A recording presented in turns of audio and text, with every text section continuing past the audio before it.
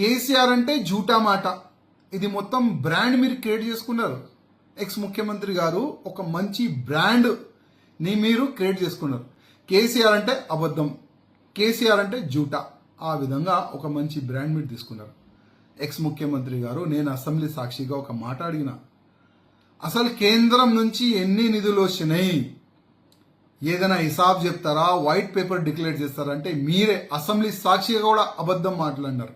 0 వచ్చింది అని అప్పుడు కూడా మీరు అన్నారు. ఇవాళ ఈ 10 సంవత్సరాలు అంటే మీ సమయంలో 10 సంవత్సరాలు 10 లక్షల కోట్ల రూపాయలు కేంద్రం నుంచి వచ్చింది. మన తెలంగాణ ఇవాళ డెవలప్మెంట్ అయిందంటే అది కేంద్రం వల్లనే. మర్చిపోయినారా?